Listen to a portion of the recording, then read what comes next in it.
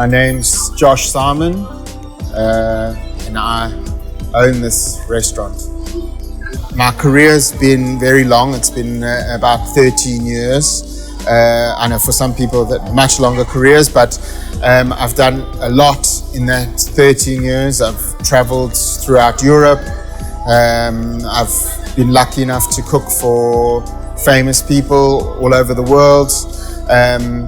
And open some very cool restaurants and being involved in some very cool concepts. And how we ended up here is, I think, for certain people, COVID gave them an opportunity. It certainly gave me an opportunity where I had people in the industry approach me and say they needed help, they needed a buy-in, they needed some cash flow to bolster, and I managed to, end up in Arbor Cafe with Larry as a partner. We previously worked together, and I like where I'm at now. I'm the owner of this business.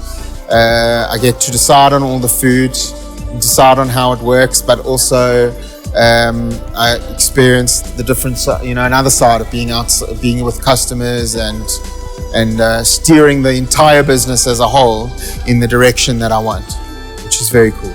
I think a lot of people think being a chef is sort of like working on the Food Network, but one of the things, if you're good and you're smart about your career, you can get yourself overseas pretty easily, and there are quite a few channels to do it. There are a myriad of different ways and directions to get overseas and to be able to travel and experience other countries as a chef. And I know lots of chefs that have done it. It's quite a popular thing for chefs to do, is go work overseas. The experience that you gain is very helpful when you come back to South Africa. It looks very good on your CV. And I think it's one of the big perks of being a chef, definitely. So I don't know, I would say even halfway through high school, if I knew what I wanted to do.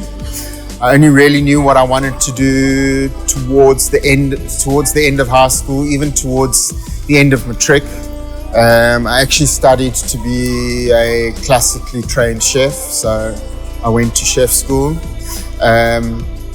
One of the things I wanted to do was travel, and having internationally recognized qualifications as a chef allows you to work all over the world. And the cool thing is everyone needs to eat in every single country, so you can always cook for people everywhere, so there's always space for you to work.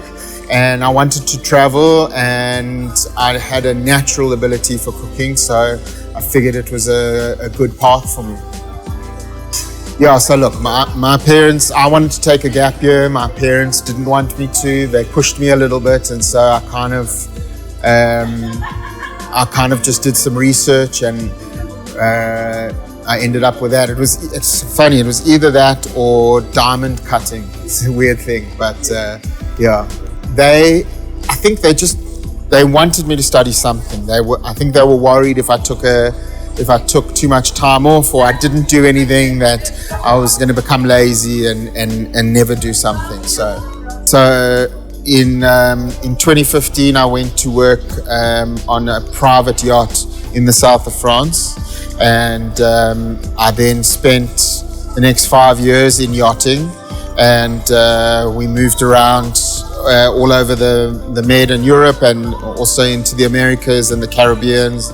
And I worked for some very cool owners and had some great experiences. So there are not a lot of classically trained chefs who use the profession as a craft. There are lots of people who cook for a living, but that doesn't necessarily mean that they're chefs. And the market is definitely not saturated, no.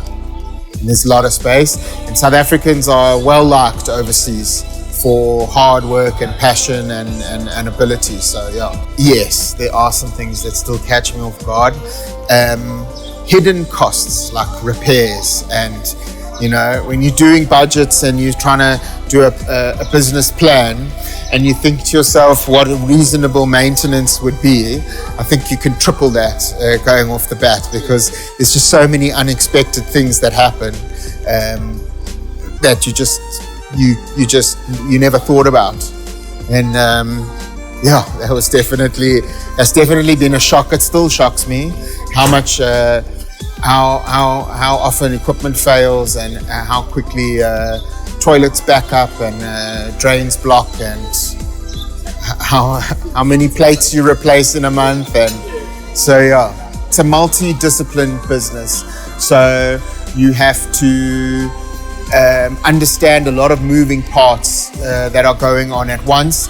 I think it's wise as a restaurant owner to know all the different sides of the business, from what the dishwasher has to do all the way up to what the restaurant manager has to do. You should know all of their jobs, and I think it's about being an all-rounder.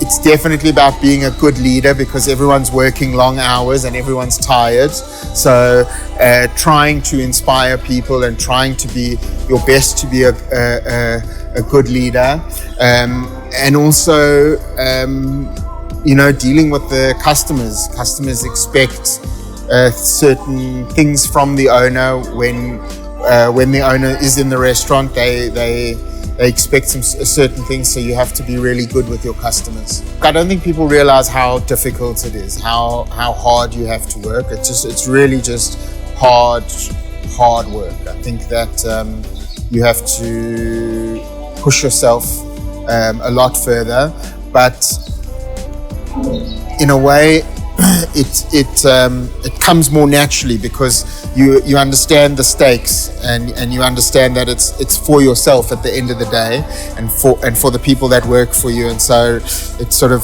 helps boost you when you need it. Our restaurant work is very hard, and kitchen work is very hard. Being a chef is not it's not glamour. It's not Jamie Oliver's cooking show. It's tough, repetitive work. You may end up cooking food that you didn't necessarily design, and you may cook that food every day for as long as that menu is running. So as long as you are willing to get through that, it does have its rewards, and eventually you'll get to a point in your career, like I feel I am in mine, where for some of the first time in my life, I feel like I'm in control of my career and where I'm going, and I'm a lot happier on a day-to-day basis in my work life. You've got to kind of be sharp. I think you have to know your industry. In getting into a business in an industry that you don't know, I mean, I don't have any experience with that. I know that I've got lots of experience in restaurants and with cooking, and so when I got in this industry, I knew when I got into this business specifically, I knew exactly what to do from day one. Obviously there were some things I had to learn here and there, but I generally knew what to do and how to do it. Other skills you would need,